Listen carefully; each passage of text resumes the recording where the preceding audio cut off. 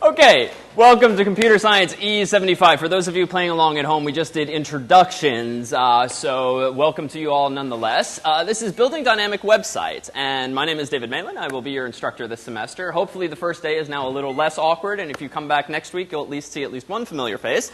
And tonight is all about introducing, one, the course, and two, the domain in which we're going to be playing all semester, namely that of dynamic websites. So it's perhaps worth starting with the opposite of what the course is all about, static websites, which is where one typically begins making the simplest of web pages.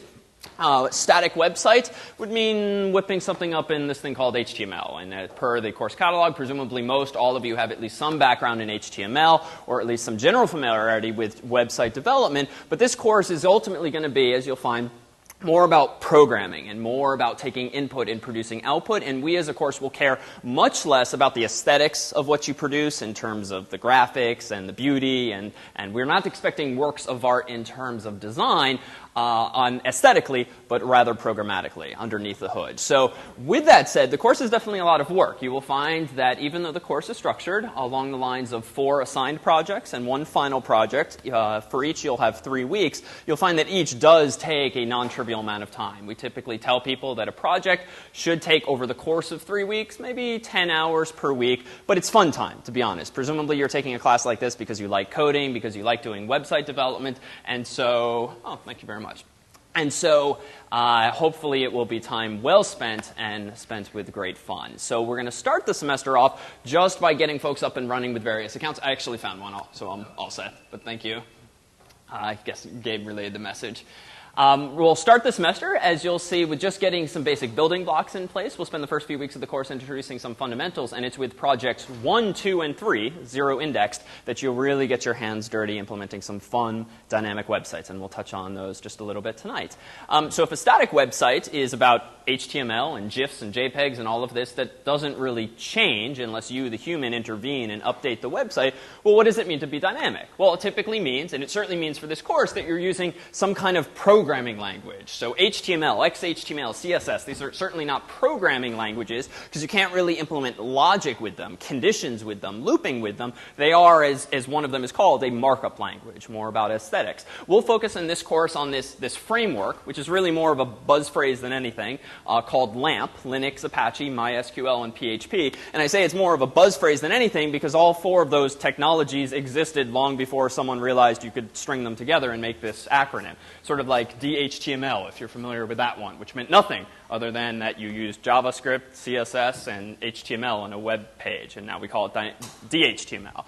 So LAMP is what this course focuses on in great detail, but the underlying technologies, and then also AJAX. And AJAX, as you may know, AJAX, whether all capitalized or not these days, is about implementing even more seamless user interfaces. So with AJAX, can you do websites much more akin to Google Maps, for instance, which was kind of revolutionary a few years ago when, in contrast to Yahoo Maps and MapQuest, you could click and drag and move the entire map, and we were well past this 1990s approach of clicking the up arrow, the left arrow, the right arrow, the down arrow. Many of you probably use Facebook or use various banking sites, or any of the most popular websites today use a little or a lot of AJAX, and thus JavaScript, which we'll also focus on in the course, to create much more interesting user interfaces so that when a user clicks a link, less often do they see this entire reload of the page, a big white blinking screen for a split second,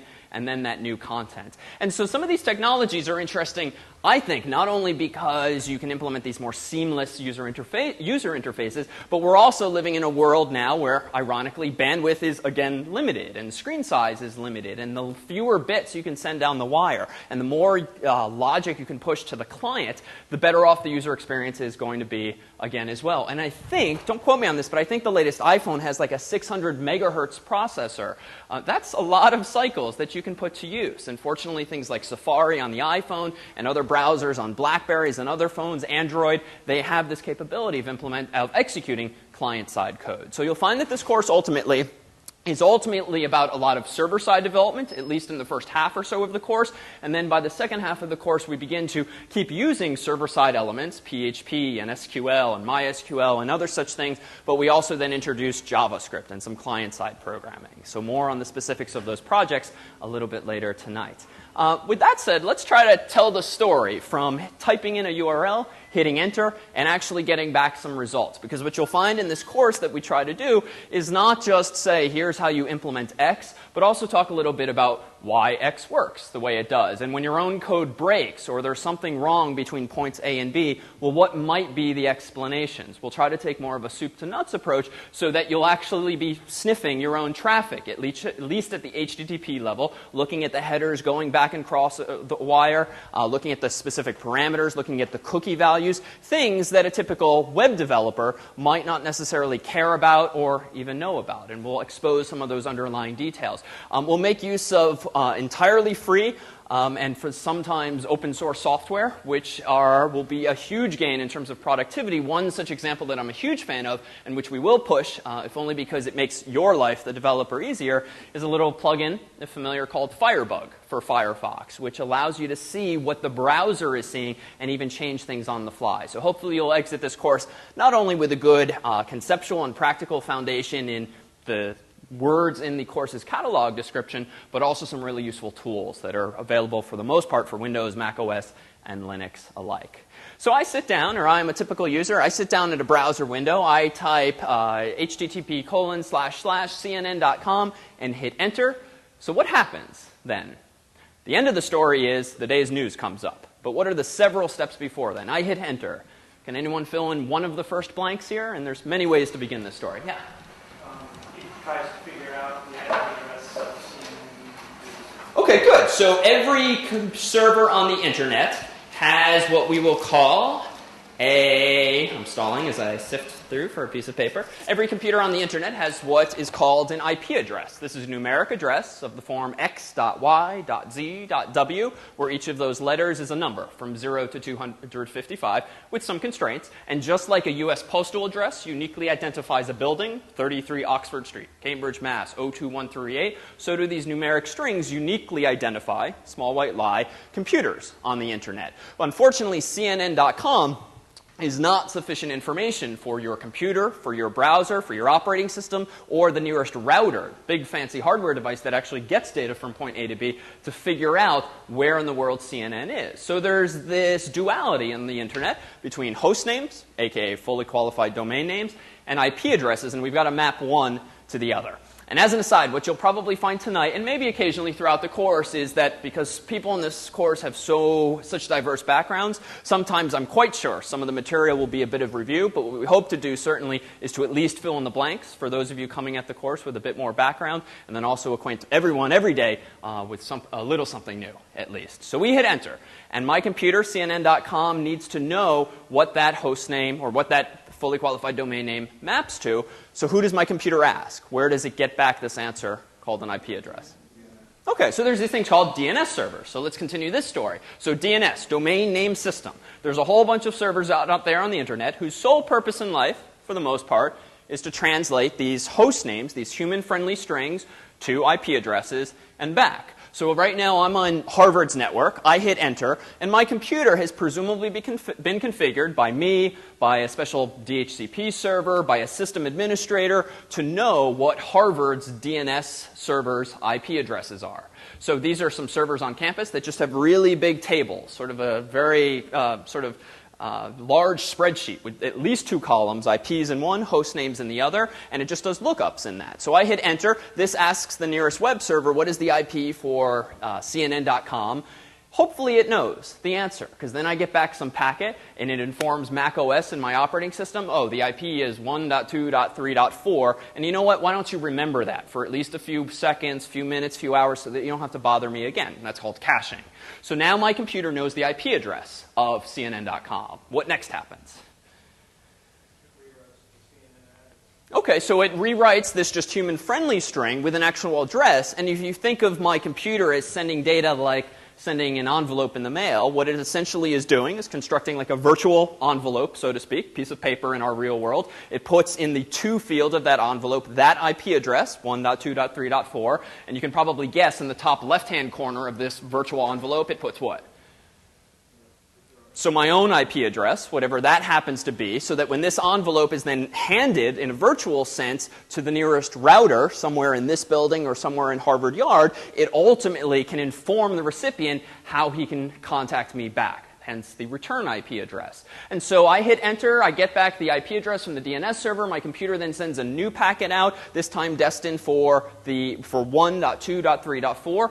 Well, what happens then? Well, odds are CNN's server is not on Harvard's local network, because otherwise, in the simplest scenario, that packet could just go to the nearest hub or switch, devices that may be familiar to you, and then via a direct Ethernet cable or equivalent, just gets handed to that server. And it can be done all very efficiently, and that's what we would call a LAN. But that's clearly not the case here. So it turns out there's a whole bunch of middlemen in this story, these things called routers, aka gateways. So Harvard's got a bunch of these, and some pretty big ones. This thing, my computer here knows about the closest one, so to speak. So if you've ever run ipconfig on your computer or ifconfig on a Mac or a Linux box, you've seen perhaps what not only your IP address, but also your default gateway. Well, that's just the nomenclature for the nearest router. The router your machine has been told to contact in the event the destination server is not on the local physical network, connected directly via some switch or hub. So my computer hands this packet off to that nearest router. That router itself, much in the spirit of DNS, has its own tables, but these tell it not about DNS mappings, but rather if a router probably has multiple Ethernet interfaces or equivalent, one goes this way, one goes that way, maybe East Coast, West Coast, North, South, anything like that. Well, his tables tell him out what interface should he next send that packet so that the next router can then deal with it. So these routers pass the buck, so to speak, but hopefully in the direction of the actual recipient. And typically there's fewer than 30 hops, so to speak, fewer than 30 routers between points A and B, and that's typically advantageous because with each hop comes a little bit of latency, a little bit of slowdown because there needs to be some computation there. So we can actually see this. We can see my data reaching someone like CNN.com. Let me go ahead and try connecting to a server to which I have access. I'll blow up the font in just a moment.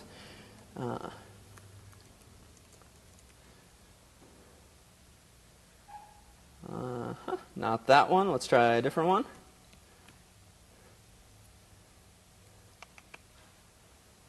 All right, let's try another one altogether. Did he disconnect my cable? Oh, there we go. All right, so this is a little server to which I have access. Credit for the clever or unclever name is the result of a friend's choice, not mine. But Malin Rouge is the name of this particular server. The reason I'm jumping through this hoop here is because Harvard actually firewalls off what are called pings, sort of low-level packets that you can use for network diagnostics and also bad purposes. So I have to get out of Harvard's network to simulate this. So the astute will realize I'm kind of faking now the story we're telling, but assume that what I'm on right now is my own Macintosh. So I'm at a prompt here. What I'm going to do is type traceroute CNN.com. And what I see here is, that's not working, is it? Let's try web.mit. Oh, well, it seems my own server is firewalling right now. All right. Let's see how many different servers I can connect to. All right. Okay, there we go. Whew. Saved. Had such momentum there for a moment.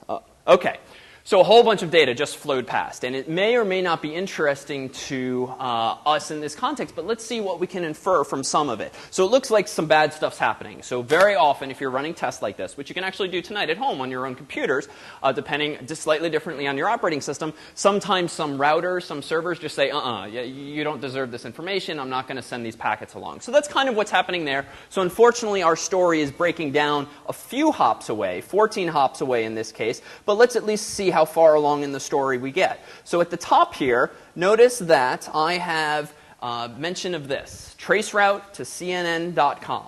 All right, and this apparently is the IP address of CNN.com, and some DNS stuff happened that was induced by this program called traceroute.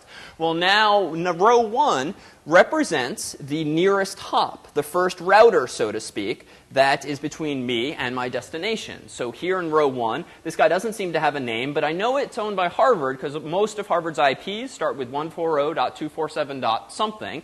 So that's kind of interesting there. The next line, number 2, is core something GW. GW probably being gateway. This is just common nomenclature that you begin to notice in various places. So that's apparently the router to which the first router is connected. So one of his Ethernet interfaces goes this way or goes this way, and at the other end of that line is the second router. Well, let's see where if the story gets a little juicier. Well, this seems to be, say, on the border of Harvard's campus. I'm inferring from the name. It looks like Harvard at some point peers, or Harvard peers with someone who peers with Quest.net, a fairly large backbone, an internet ISP.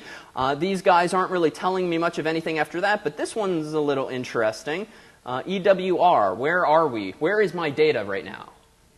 Yeah, it's probably in Newark, New Jersey. EWR being the airport code for Newark Airport. So a convention out there by sysadmins everywhere is often to use the local airport code as part of the name of your router. Just a convention, but I'm guessing that is in fact a router that's 7 hops away, but in New Jersey. Now notice at the right-hand side, besides the IP address, are a whole bunch of millisecond counts. Well, what traceroute does, much like ping, if familiar with that command, is measures the amount of time it takes for data to get from point A to B, or from point A to intermediate hop before B. So what this says here is that it took 13.949 milliseconds to reach Newark, or it tried it again a second time. The second time it actually took 14 milliseconds. The third time, just over 14 milliseconds. So traceroute by default does these checks 3 times, just in case there's an anomaly. It doesn't want you to read too much into it. Yeah? Are those times cumulative for all the hops up to that point, or is that just the time from hop 5 or 6 to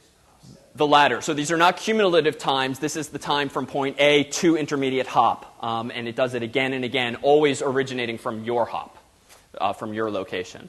All right, so hop 8.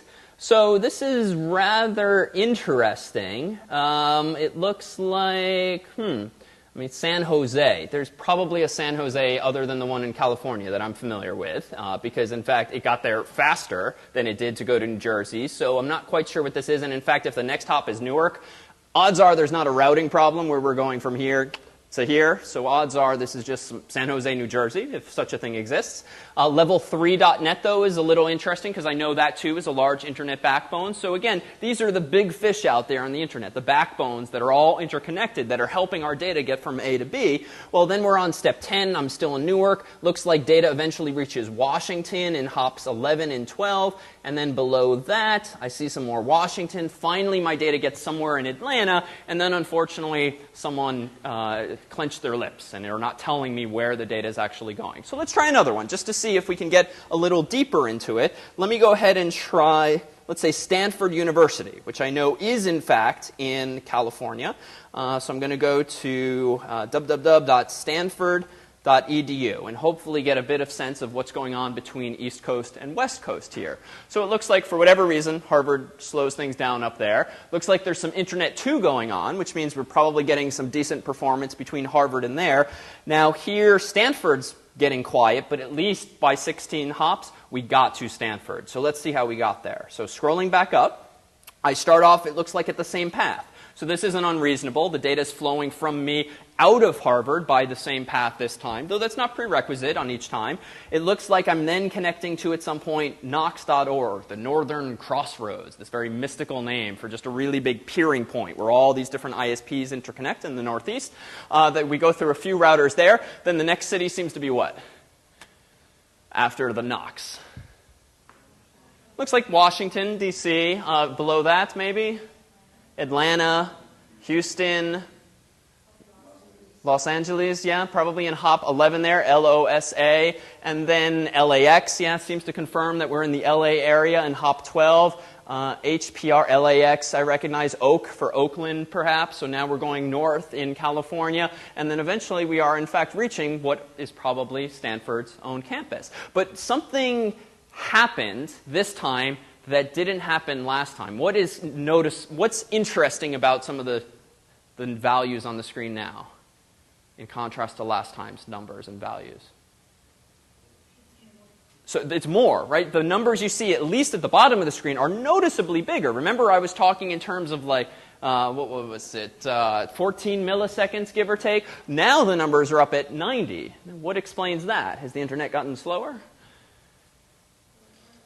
No, it's just, I mean, it's literally farther. So granted, data or light or electricity, whatever, travels at the speed of light. And yeah, that's true, but there's a lot of things that slow it down between here and there. Among them, these hops, these routers. And this isn't just necessarily electronic propagation delays. They might be bumping up into people who got to that router before them. So if you're really into this kind of stuff or find this interesting and decide at some point to take a networking class, there's a whole bunch of juicy material in the realm of network queuing and router queuing, where you have to figure out what kind of traffic should get pushed through a router first. Maybe we should give priority to people who pay more, to voice traffic. Whole bunches of interesting topics come up. But for us, we just know that it's taking longer, but it looks like at least hop number 11, probably a bit of an anomaly, because odds are something happened there, it got congested, or the router slowed down, or something happened, because that one there, row 11, took 283 milliseconds, which is a noticeable anomaly. And in fact, the other two tests did not seem to work. Maybe the router was just not giving us much data back. But 90 milliseconds to get to Stanford. So now this is bigger, right? This is 4 or 5 times bigger than the previous values. But my God, we just traveled 3,000 miles in 90 milliseconds, getting some piece of data, some piece of email, some ridiculous instant message all the way across the country. It's still pretty neat. Yeah.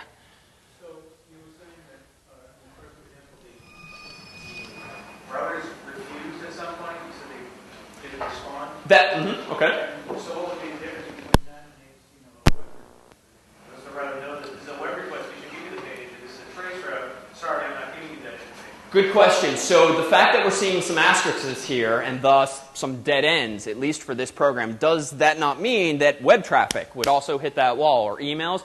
Probably not. So ping, the ICMP is the name of the protocol that traceroute and ping actually use to talk to intermediate hops in this way. And a lot of system administrators simply disable that protocol so that they filter out that type of traffic, but not web traffic, not email traffic. So we'll actually talk in a future lecture about some of these networking layer details, because it actually is relevant even to website development. When we talk about security and SSL, we'll talk about the difference between this number of 443 for SSL versus 80 for HTTP. And so that too is related. You can have per service filtration. So what these guys are doing somewhere along the line is filtering out these ICMP messages, which is not uncommon. And again, even Harvard tends to do it on much of its network.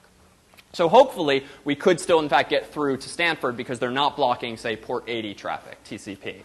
All right, so let's do one more test just to see frankly, how neat it is, how fast and yet how relatively slow it takes for data to get from point A to point B. We did CNN before, we did Stanford. Why don't we go to cnn.co.jp, which I believe is the fully qualified domain name of the Japanese version of CNN's website. So let's go ahead and hit, let me add a www just to be safe, and enter. Seems to have resolved. In fact, there is the IP address of it. We have this delay that we seem to keep having, and then, getting interesting, okay. So, how did we get there? Well, looks like, even though we can't see some of the hops, and some of these routers don't even seem to have names, it looks like we did get to the LA area pretty fast. But tell me, what exists physically, presumably between hops 10 and 11, if you can see these values? There's something in the middle that's slowing it down.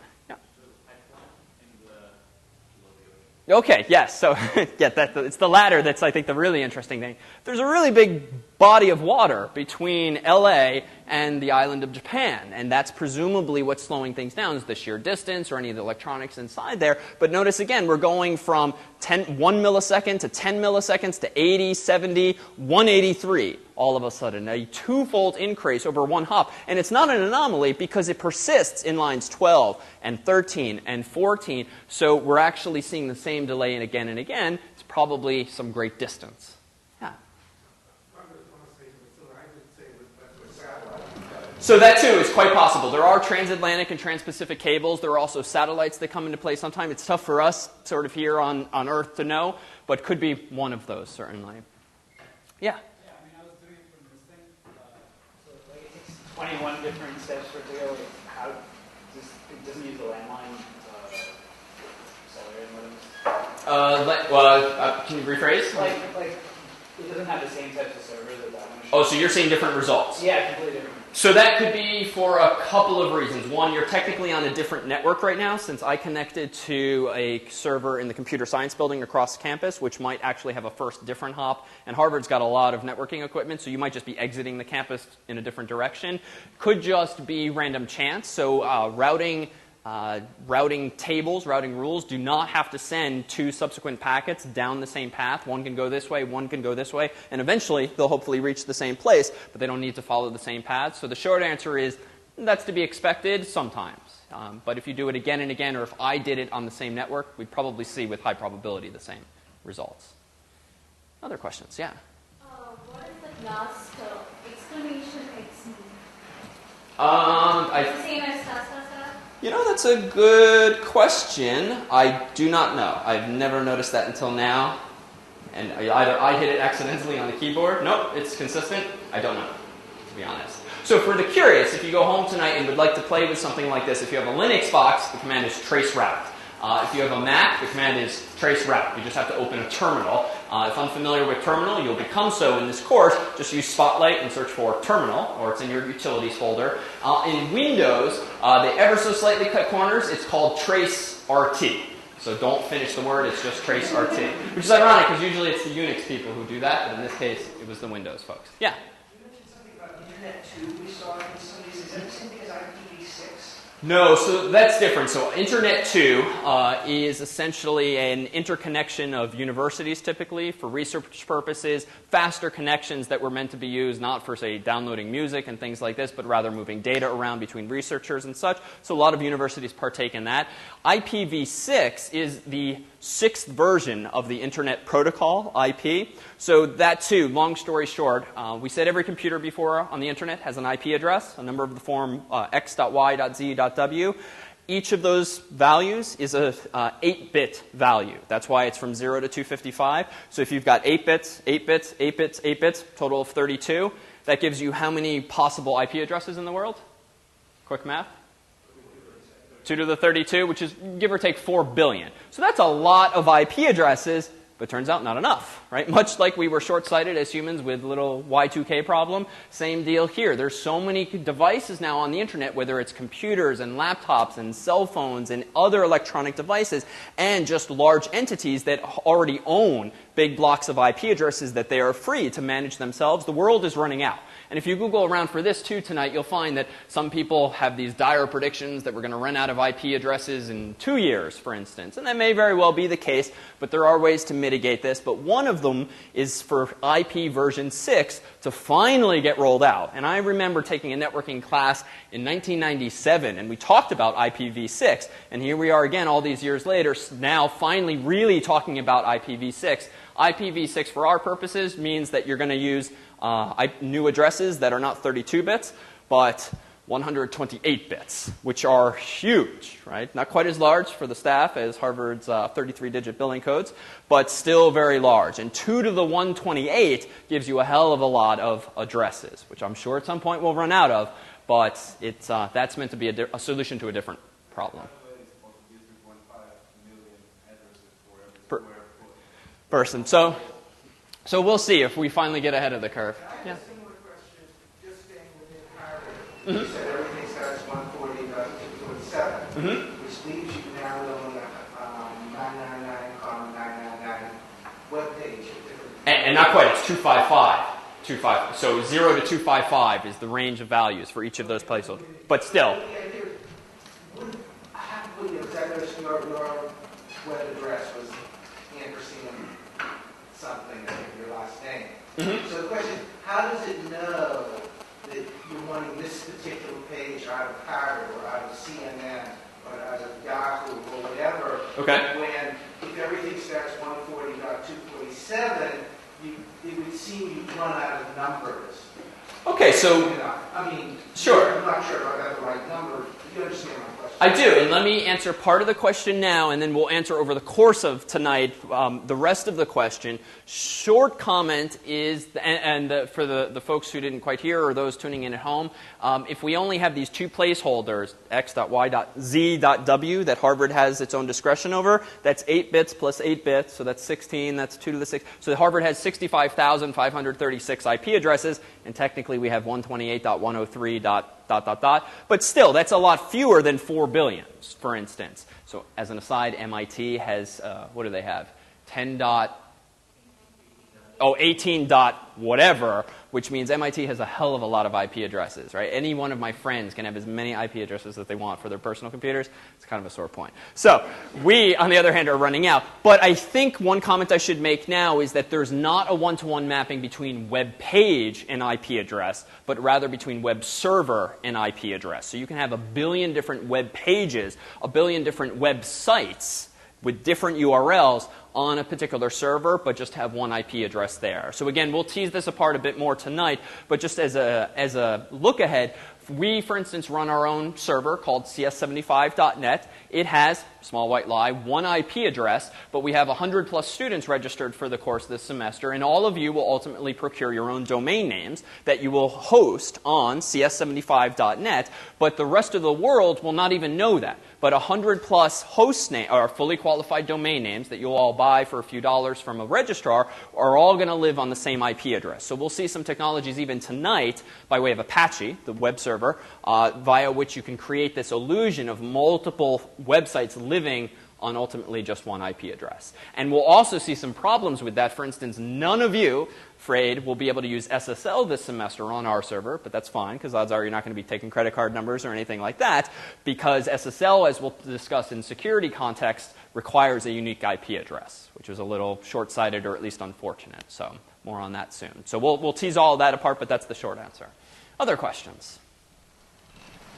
All right, so if we roll back to where we were in the story, I type CNN.com, I hit enter, my computer contacts a DNS server. Harvard says the IP of CNN.com is 1.2.3.4. I then make a second request from my laptop, unbeknownst to me, the human, but the computer does this, to 1.2.3.4. It goes from router to router to router, ...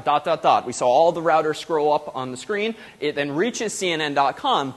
CNN.com now takes a look inside this virtual envelope and sees, oh, the user wants our home page. So what it does is essentially the reverse process with the exclusion of DNS, because I already put in the return address my IP address. So CNN's web server opens its home page, usually called index.html or default.asp or whatever the default file name is, grabs the contents of that HTML file, spits it out across the internet, it reaches my browser, and then if it's a simple page, my browser renders, so to speak, all of that HTML. It parses it top to bottom, left to right. If it sees a bold tag, it makes text bold. If it sees an I tag, it makes text italic.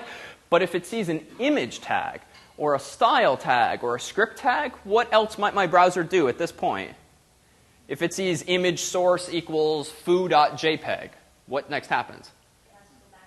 It goes back. So that whole process repeats, except for the DNS, because again, we talked about caching briefly. Thankfully, my computer's not so naive as to have to ask Harvard again and again and again for every request what the right IP is. And so my computer makes multiple requests, one for each of the files that is mentioned in the HTML source. So another issue we'll discuss over time in this course is issues of efficiency, whether you're using a mobile platform or even a typical website on a PC or laptop these days, because these days people are becoming more and more sensitive to the number of HTTP requests, we'll discuss that tonight too, that are going across the wire. Because long story short, anytime you make a request, as you can kind of imagine intuitively, there's some overhead. Like there's some metadata, all these IP addresses, they have to be sent. It's just more bits that have to go back and forth. When you don't care about these bits, you don't care about this envelope, you don't care about the return address, the to address, you care about getting the HTML back. So there's a lot of overhead with each of these requests. So you go to a typical web page today, and my God, there's dozens of images sometimes. There's flash files, there's movies. Every one of these requests adds up. So what we'll actually see as a useful tool in this course and beyond is this, again, tool called Firebug, freely available. And if I go to, for instance, cs75.net and hit enter, ironically, Harvard's DNS server seems to be slow today.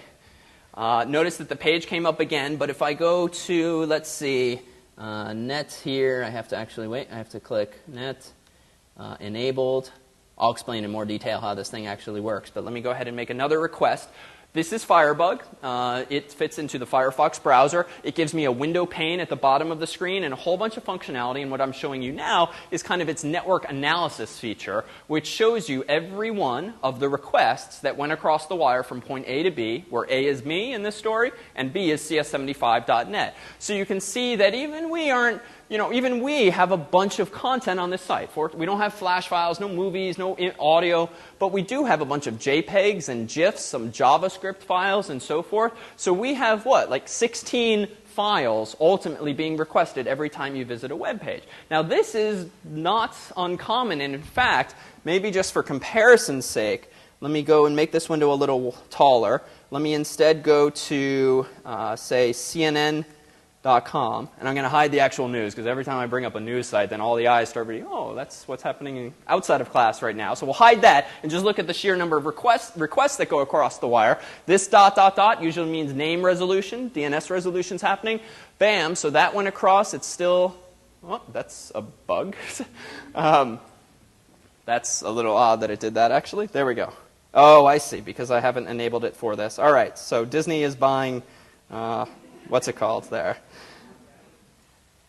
All right, so let me go ahead and hit reload here so that the browser actually cooperates. All right, 13 requests. 97 requests already for CNN.com, and it looks like it's still contacting Turner.com for some other stuff. So what is all this junk? I mean, some of it's images, some of it is sounds, flash files, a lot of it is advertisements, frankly, coming from other domains altogether. But every one of these requests takes some time. How much time? Well, not all that much, right? 1 millisecond here, 13 milliseconds here. But you start to add those up, and a page load for a typical website, it might take a second, 2 seconds, 3 seconds, 5 seconds. And that time begins to add up, and it begins to annoy potentially your users. So one of the things we'll talk about toward the end of the semester is the notion of scalability. It's one thing to live in this little sandbox, or this little sandbox of website development where you make a website, you put it on the internet, but problems arise, perhaps unforeseen problems, when it's not a user base of 10 people, or 100 people, or 1,000, but 100,000, or 10,000, or maybe just a few hundred, but they all have to use the same resource at the same time. Case in point, around submission time, around exam times on a typical college campus. Even in my courses, we have 300 students in another class. Thursday nights, you don't want to be trying to access the web server if there's not enough capacity, because we get all requests simultaneously. And this kind of stuff begins to hurt. And there are yet other considerations we'll look at as well. Yeah? When people use the term page weight, are they talking about the number of files, individual requests, or the size of those files, or both? Okay, page weight as in W-E-I-G-H-T? Yeah. So what does page weight mean? So that's a good question. To be honest, it's not an expression I use very much. I'm going to conjecture there's no formal meaning written down anywhere. So I suspect you can interpret it in the several ways you described. Ultimately, a reasonable measure is probably how many kilobytes or, God forbid, megabytes are actually involved in a page download. But, I mean, these things add up too. These add latency. And if you structure XHTML or HTML poorly, you can actually have the whole page load's experience, the whole page load delayed, because the browser is going to wait and wait and wait until it has all of the elements before rendering all of it. So there are some tricks that advertisers use a lot so that you at least let the page render, even if this thing, as in ironically this case, look at this, 148 now. It's the same page. We haven't done anything. Is churning and churning away, grabbing more content. Yeah? So from the user's point of view, they would rather get a single request for like 100K than 20 requests for 5K each. That first one's going to look better than... It's a good question. Would you rather get one request filled with 100 kilobytes or 100 requests filled with 1 kilobyte? It depends on what you want to see. So for instance, if I visit CNN.com or any news site, I would like to think that they've designed their page in such a way, in terms of XHTML and structure, such that I'll at least get all of the text first, because I really don't care if I'm waiting and waiting for the stupid Flash video to download in the side. So I would say it depends. So there's no good answer there. It depends on what you want to present the user with. Other questions? Yeah? The number of requests that continue to grow, and is that potentially the website itself making, or the page itself making a request back to the server that changes? In that case, too, yes, because you see it flickering. Now that it said done, and I probably missed it saying done several times, it's probably using Ajax with a timer of sorts that's going off every few seconds or so that's re-requesting new content. But it did look like the first request at least had some 97 or so requests. But we too will do some Ajax stuff toward the semester's end. So we'll also talk again in this context of scalability. What a lot of people are doing these days is they're compressing their JavaScript. They're compressing their CSS. It's not hard. You'll run a command at the command line that makes what's human readable code completely unreadable, or certainly annoyingly readable to a human, but it gets rid of all white space. It shortens the names of your very nicely named variables because the browser doesn't care what you call your variables. You're just wasting bytes across the wire. And to put this into perspective, I can note this. So we're all familiar with Google, for instance. So Google is kind of a funny case, and there was a fun article online. It's a nice little dichotomy there, Mickey and the Hulk. All right, so our DNS resolutions, again, are ironically taking a little while. So here's Google. So they're certainly renowned for the relative simplicity of their site, in contrast with a lot of other search engines, Yahoo with its categorization and all of that. And even Google's gotten a little cluttered over the years. Those links at top left and top right didn't used to be there. These things in the middle didn't all used to be there. But I'm feeling lucky has been there for a pretty long time. And the funny thing about this is there was an article few months ago, maybe a year or so ago now, about the financial cost of that button to Google. The feature of this button is to whisk the user away to the top hit without showing you a page full of results. So if I search for, let's say, Computer Science E75 Harvard Extension, which hopefully is specific enough that we're going to be the top hit, otherwise we got some strange competition, I'm going to click I'm feeling lucky, and okay, we didn't reach our course's homepage, but something a little more official. We reached the course catalog on which we're apparently listed. So why did this just cost Google money? Right, I saw no ads, right? I was not one of these 1% of people that click on ads, and so they've just lost some number of dollars. And the fun thing about this article, and I'll try to dig up a link, was that this button costs Google, at the volume they do, statistically millions of dollars, but it's just something nice, right? It's part of their heritage, and Larry and Sergey or whomever liked the fact that this was in Google 0.9 all those years ago. But it's interesting to note, though, that besides things like that having really interesting effects when you start talking about scalability, right? When you get millions of hits a day, tens of millions of hits per day, every one of those fractions of pennies adds up financially. But also now imagine the bandwidth costs that Google has. And imagine a developer who very reasonably accidentally hits the space bar at the end of their file, right? Who notices space characters? Who opposes using indentation in code? But you hit the space bar once on a web page that gets downloaded, say, 1 billion times per day. That's 1 billion extra bytes, or a gigabyte of extra data that's been transferred for no compelling reason. And now think about the last web page that you made with all of your pretty printing and the indentation and your nicely long parameter names. All of those bytes start to add up. And so if only for the sake of the geekery of it, do start to take note for the next few weeks of what URLs look like at various websites. Notice how long the arguments often are. Now, Google uses Q for query. That's pretty darn efficient. But even Facebook is guilty of using fairly long parameter names sometimes, and many websites are guilty of using very long parameter names. But even these things have implications, right? You're going to be paying for bandwidth at some point, maybe not in your current job, but if you're the person who actually contracts with the ISP to get your customers to your site, that starts to add up. And it starts to add up really, interestingly enough, on these devices. So now we, developers, have to be all the more cognizant of even the cost of bytes when your bandwidth is just much lower. So it's not even necessarily a financial trade-off. So there's a lot of juicy stuff out there, and this course will hopefully give you little teasers or more rigorous introductions to a lot of these issues, but hopefully it will open your eyes to a lot of the ripple effects or side effects that happen when you're just not mindful of what you're really doing when you're at that keyboard implementing dynamic websites and ultimately popular websites. So any questions about DNS and data getting from point A to point B? No? All right. So let's go ahead and see what it's like to buy a domain name. So out of curiosity, how many of you have bought yourself your own domain name before? Okay, so actually that's quite good. Presumably not for this class. So those of you who've never bought a domain name, it's going to boil down to picking a registrar. The course is somewhat arbitrarily going to say go to GoDaddy.com, from which this particular ad comes. It's a weird name. It's a ridiculous-looking site. They sell domain names by way of girls in scantily clad outfits. But they're like one of the biggest registrars out there. They have really good prices. And the trade-off is that you get a lot of technical features too. So you'll see in Project Zero, which will be distributed by morning via the course's website in PDF form, that one of the directives will be go buy a domain name. And we, again, just push you in this direction. We tell you to follow the various steps. As an aside, GoDaddy is notorious for upselling you at every possible screen that you visit. So you ultimately are just going to want to buy a domain name for like $9.99, give or take. But they'll try to sell you, much like a movie theater popcorn, like $20 website plan, $30 for SSL certification, and all of this stuff. So it's kind of an exercise unto itself. Find your way to the checkout point, at which point you then have to say, I don't want this for 2 years, this name. I want it for 1 year, and you change that little toggle. So it's a whole mess, but even I use them because technically you'll see they give you a lot of flexibility. You'll have a lot of fine-grained control over DNS. You'll be able to manage things en masse if you have a whole bunch of domain names, but you're welcome to choose another domain name, registrar altogether. So what does this mean? You go out there, you buy a domain name. What can you buy? Well, what domain names are available to people like us?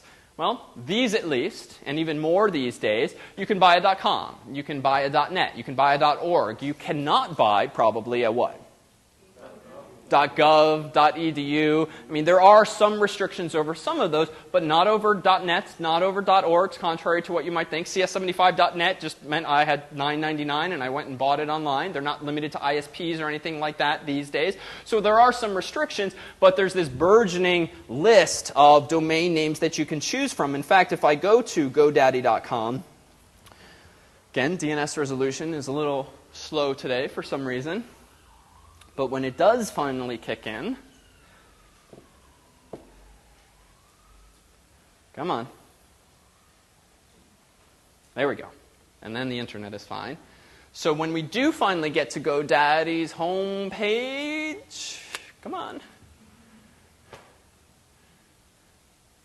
There we go. All right, so she's always on these pages. And then you can see, I don't have a pointer today, but you can click on all these women's profiles of some sort. But this funny thing is, this is a totally legit website. This is not some sketchy website that I just found and now get some revenue from you all buying domain names. But you can start your domain search here, and notice just the size of this list these days. You've got .info, net, org, me, mobi, us, biz, es, mx. There's a whole bunch in here. One that's particularly fun, I think, although I'm sure it will become passé before long. So .tv. So we actually have CS75.tv. We have camera in the room. We've filmed this course in prior semesters. Even you can go to CS75.tv and see the videos for previous incarnations of the course. And we'll similarly make this semester's videos available. But this isn't a domain name in the same spirit as .com and .net and .org. These two-character domain names, TLDs, top-level domains, actually belongs to a country. It's a country code. Just like .us, .jp belong to country, so does .tv belong to the little island nation of Tuvalu, which realized, wow, much of the English-speaking world likes TV and would really love to have the Sopranos.tv or the equivalent. Why not charge them not $9.99 but like $29.95 a year for CS75.tv and similar vanity names, because our country code just so happens to end in .tv. So literally, this has been a revenue stream. And you can Google this. You can look it up on Wikipedia. It's kind of a nice little story. And there's certainly other countries that have done this as well. But that's perhaps one of the most memorable ones. So if I go ahead and type in, let's say, David.tv, odds are this is not going to be available. They will try to upsell me various variants of this name. Once I click here, oh, look at that. The newest GoDaddy girl is online. The webisode. I don't even know what that would mean. So anyhow, maybe it's time to pick a new domain name, a new registrar. Okay, so David.tv is available. So are all of these other ones that they're trying to point out to me. And then they always have some stupid suggestions, incidentally, like mydavid.me, newdavid.me, davidnow.me. So just realize, it's funny, for the course it really doesn't matter what domain name you pick so long as it's available. But one of the hardest things, frankly, about like starting a company for some people these days is about picking the company name in such a way that you also get the domain name, because it's really hard to find good available domain names because there's these people out there called squatters, and that's sort of a whole problem unto itself, just people who got there first and now want to charge you $400 for davidnow.com or the equivalent. So, yeah.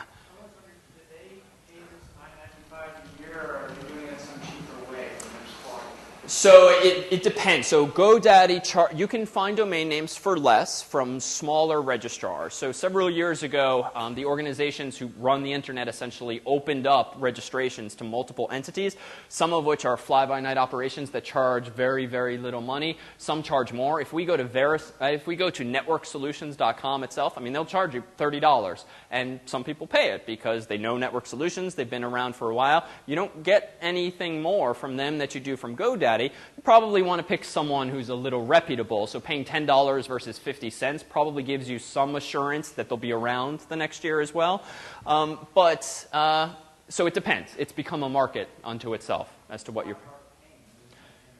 They are often paying, yes, so they've dumped thousands of dollars because, statistically, if they dump thousands of dollars on a whole bunch of domain names, 90% of which never get used, well, they can sell one for $10,000 to the company who really wanted that particular name. So, unfortunately, it's David.tv is really not worth that much money to me. So, yeah. Are these domain names things that are going to need to be hanging around, or is this something I can use later in life for some company website and...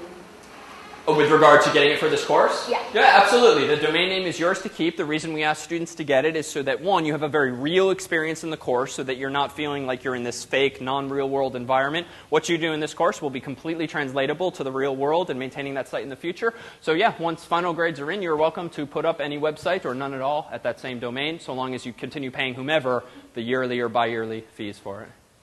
Yeah. Other questions? Okay, yeah? You get the weird domain name. Mm-hmm. It seems like they never get run out of those. Do they go to this kind of websites and create, or? It depends. So where do all these come from? There's many registrars out there. I suspect some of them allow you to automate the process of buying domain names, so you can just submit a list and check out with all of them at once. I think it really depends. And to be honest, I just have never squatted and bought lots of domain names, so I'm not sure what the way to do it is. So, but I'm sure some people make it sufficiently easy. Yeah. So who's like on the top? Like who's getting, like the person that actually started? Who came up with the name of domain? The idea of domain names. So. Right, so there's a couple of different organizations on the internet. One is the Internet Assigned Numbers Authority. They manage IP addresses. There's a similar authority that manages ICANN, who manages domain names and TLDs specifically. So for the most part, those are nonprofit volunteer organizations, and these markets have been created whereby, I'm guessing, this too, you're pushing the boundaries of my knowledge of how it works up here. I suspect those agencies maybe charge some of the registrars for access to the database or the API via which domain names can be inputted, but there's no one. It's not like the U.S. government is raking it in because we invented the internet and created DNS and now are charging everyone else. For the most part, it's these middlemen that have created this market, and it's been opened up to them. But to be honest, I would have to do some research into that too. I just don't know the history as well. All right, so you buy this domain name. What does that mean technically? All right, so ultimately, this is a course about getting one's hands dirty. What do you do once you've bought that domain name? Well, you have to tell the world where it's going to live. So there's two steps in bringing up a website, whether it's for this course or in the real world. You buy the domain name, and then you have to host it somewhere. So buying a domain name does not mean you have disk space or network bandwidth available to you. Those are two separate issues. So I go through all of the annoying steps of checking out. I give my credit card, I pay some tax, and for $10 or so, I now own a domain name. I then have to log into my registrar site, say in this case GoDaddy, and I have to tell GoDaddy essentially where is this domain name going to live. Because recall our discussion of DNS, someone's got to be informed from day one what the IP address is of davidnow.me or whatever my domain name is. Now, I don't know in advance, and you don't know in advance probably what IP address your website's going to live on. You just know that the course called Computer Science E75 is going to do your hosting for you. Well, we, being our own little web hosting company for students, have our own DNS servers, much like Harvard does, much like Comcast does, much like most companies do. And those are called NS1, nameserver1.cs75.net, and ns2.cs75.net. And all this is documented in the PDF you'll receive, so not to worry. So what you do need to do is tell GoDaddy, or the equivalent, that your domain will be managed by those two DNS servers. So in the future, if anyone tries to visit yourname.com, their computer will be informed, to find out the IP address for yourname.com, go ask ns1.cs75.net or ns2.cs75.net, because the owner of this domain told the world that those are the authoritative name servers for that particular domain. Yeah? So will stuff we built in this class that's hosted here be available on the public internet? Yes. Yep, everything you do in this course will be very real in that sense. And you'll be able to password protect it if you want, but it will be publicly accessible. Yep. So we turn around and buy the DNS name, and then we tell GoDaddy or whoever that the DNS server is at ns1.cs75.net, and we finish up the course. What happens to all the storage that we just pointed to? So we own the name, but what happens? You don't own the space or the server, because that's managed by the course. So so this course ends in December or so. So in November or so, we'll send around an email saying, hey folks, the course is obviously ending soon. You please make sure by whatever we decide, March, to migrate your files, anything you've done for the course that you care about and want to keep, to another web host altogether. And so one of the things we'll touch on tonight, too, are what are alternatives to cs75.net, which is clearly not going to be around forever. So fortunately, there's a whole industry of web hosting companies, not domain name registrars, but web hosting companies. So what you'll do at that point is just sign up for a few dollars a month or run your own server, and then go back 6 months hence, tell GoDaddy, you know what, I've moved my website. These are now the name servers who can tell you what the IP addresses are. So it's actually a fairly painless process. The only gotcha, as we'll discuss, is if you have a very popular website, changing your website's IP address or changing web hosts without your users or some of your users having some amount of downtime requires some careful thought and planning. But for most of the websites in this course, which will be, here's how website you can order some fake pizza from, probably not going to matter if it goes offline for a couple days. I saw a hand going up. Yes? After we buy the domain name from the GoDaddy.com, and after we tell that it's going to be hosted in this DNS server, how is the IP address assigned? Is it some random algorithm? That's a good question. So once you do all of these steps, buy the domain name, tell GoDaddy who your name servers are, who does the IP address assigning, that's when we take over. So we, the course, or we, the web hosting company, we decide that yourname.com has just signed up to be hosted by our physical server. You know what? We're going to give them IP address 2.4.5.6 because that's an IP address that we own or we control. So in our case, for cs75.net, we ourselves pay someone else for server space, so that we have our own server managed by someone else, which is convenient. But they gave us 4 IP addresses, one of which we'll share among all of the students in the course, one of which we keep for ourselves so that we, the course, can have SSL, so we can encrypt things like grades and private messages on the course's website and such. But we do all of that. And similarly with most web hosting companies, hide that detail for the most part from you. Okay, let's go ahead and take a 5-minute break.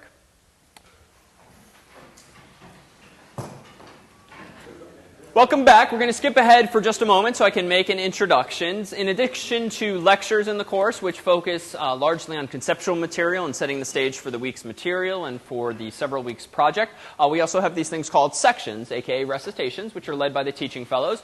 We have 3 teaching fellows for the course, one of whom standing to my right and will introduce himself in just a moment, and we have 2 others not here. One, in fact, lives as far away as some of you behind the camera there, Andrew and Dan, Dan being the course's head teaching fellow, who will help me with the management of the course. And here we have our 3rd teaching fellow, Sid. Hi. Good evening. My name is Siddharth Chandrasekharan. I go by Sid, that's easier. I'm a sophomore at Harvard College, and I'm studying computer science. I took the introductory computer science class with David last fall, and I TF'd E75 last spring. I had a really good time doing it, and I'm very excited to be here again. I look forward to meeting you all at section and office hours, so please feel free to get in touch. Excellent. Thanks very much. So what sections are, for those unfamiliar, is Once a week, we will have a section locally on campus. For convenience, for those of you who would rather not try to commute to campus multiple times per week, we're going to run it right after lectures. So even though it makes for a long night, it makes for less commute. But it will be filmed, so if you're completely exhausted or wiped out after I talk for 2 hours, you can head home and watch it online. But we will also have an online section as well that will be recorded digitally. So Andrew actually lives down south. North Carolina. He will lead via some web conferencing software, an online section, which is meant to be a supplement to this section as well. And via that session, will he be able to present some slides, screen sharing, chat room. There'll be multiple means of accessing the course, whether you're physically sitting here or live nearby or even tuning in from afar. So more on the latter shortly, but this first section will not be tonight, so we won't catch you completely off guard, but next Monday after class will be the first section. And what sections are about are recapping some material, maybe fixing any mistakes that I make or inclarities that come across, but ultimately focusing also on the projects, how you begin the week's project, what you should do, what you should think about, so that you have some more specific practical advice when it comes to the course's projects. That's what sections will largely be about. And we'll also offer office hours, sort of one-on-one help on demand usually, so that if you would like to chat more intimately with one of us or focus on your problem that you're having with code that isn't very well shared, say over email, and want to just stick around after class, we can set that up as well via email. Yeah? Labor Day weekend, no class, right? Oh yes, so thank you, good correction. So next Monday, we actually have a little hiccup in the schedule because it is in fact Labor Day, so 2 weeks. So it'll be after the next lecture, which is 2 weeks hence. So, and all of these dates are, for lectures and such, are on the course's syllabus. So let's do this. Since we dove into this discussion of sections, let me go ahead and give you a quick sense of the course before we turn to things more technical. So the prereqs for the course, and this is a common question, some of which came up during the middle of our break there, is what's expected? Is your background appropriate? And it's kind of hard to answer that because it really depends on what your experience has been and what your background has been and what your sort of level of time and energy is for the course. But officially, the course requires that you just have some programming background, and something fairly modern is ideal, something from C on up, PHP, Java, JavaScript, Perl, Python, really any modern imperative programming language. It will make the transition to this course much easier, and then some experience with HTML. Now, with that said, as I said to some folks during break, we've absolutely had students take this course who have had just one semester of programming background from, say, the equivalent of Computer Science E50A here, the Intro Java class. I would caution that those students have definitely worked harder or spent more time, maybe struggled more than students who are full-time software developers, but just in a very different programming context. So we have really a range of students. With that said, realize we will absolutely bear in mind over the course of the semester where you started and where you finished up in terms of comfort and abilities and quality of work and such. So just because we do have full-time developers and aspiring computer science students in the course, one does not really affect the other when it comes to grades. So do realize that that should not be a barrier to sticking around. But then feel free to chat with me or chat with us over email if you have questions about your particular background. Expectations. Attend or watch each of the lectures, since it's in those that will set the stage for, again, projects and the course's ultimate content, and then implement 5 projects, 4 of which will be assigned by us, the 5th of which is a final project. More on that in just a moment. What are we going to be covering in this course? So this is, again, on the syllabus. All dates are there. But tonight is about, one, introducing, as we've seen, things like HTTP. We'll come back to that, and DNS, and registration, and really giving you a sense of what it means not just to build a dynamic website, but how you even get it online, and what you do with it once you've designed it, and how you get it off of there. So sort of soup to nuts. Next week, though, we'll dive into PHP. A server-side programming language or scripting language that's very popular these days for web development because it was pretty much designed with website development in mind. In contrast to, say, something like Perl, which at least initially you had more hoops to jump through just to do some basic web interactions. And even C and C++ could be used for web programming, but it's a nightmare. So what's nice about PHP in particular is, frankly, if you're coming at the course with a programming background from a completely different language, which most people are, it's really easy to pick up, partly because the documentation, frankly, is amazing. Even better, I would say, than JavaDoc, because it's not as overwhelming with the sheer hundreds of classes that Java ships with, but the documentation is really good. The function suite is very rich. Pretty much if there's a function you wish existed, it probably does, which is advantageous as well. and it's just very easy to get things up and running. With that said, it's also easy to get bad code up and running. It's not the neatest language. You will find, at least early in the course, that we'll actually allow and encourage intermingling of presentation and data. So intermingling your code with your HTML, maybe with your CSS, mostly because it's very easy to get things going that way. And then you can later, especially at final project time, think about how can you even better design this software, especially as your projects get much larger and maybe involve other humans. So we'll spend a couple of weeks focusing on PHP.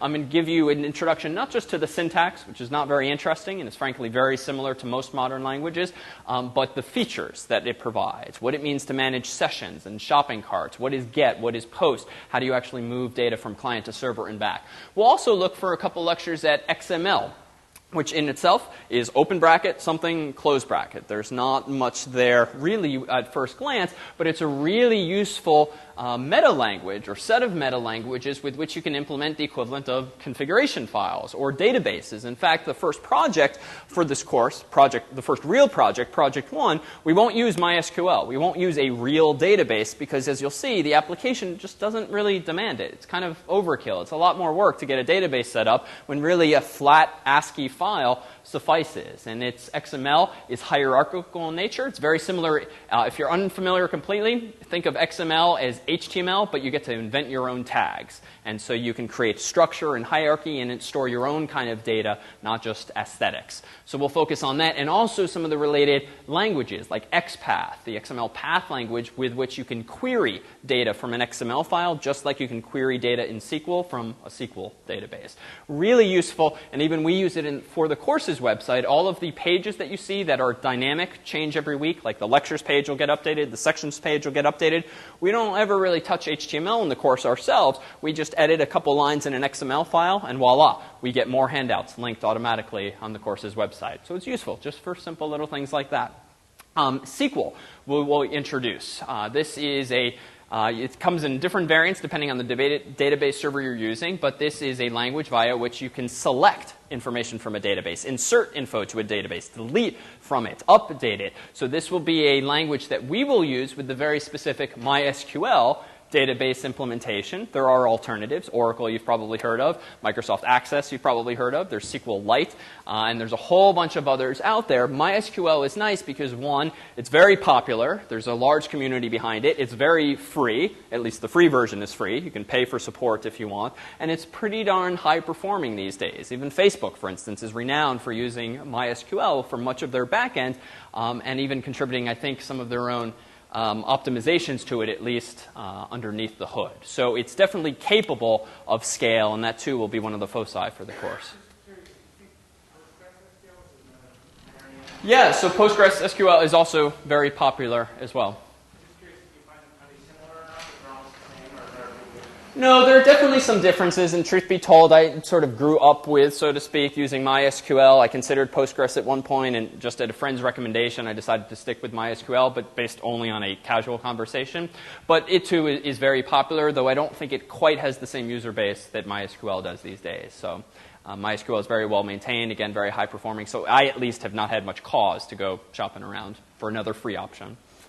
All right, so we'll transition from SQL, where we'll actually have a real database server in play that you'll then use for the latter half of the course, to things more client-side, and that's our major transition. We'll focus on JavaScript, and not just doing annoying little things like triggering pop-ups from yesteryear, but actually validating user inputs and creating more effective user interfaces because you're pushing some of the code down to the browser where it's closer, where it's faster, and more immediately interacting with the user. But then we'll do some stuff that's much sexier with it, namely AJAX, formerly stood for Asynchronous JavaScript and XML, all capitalized.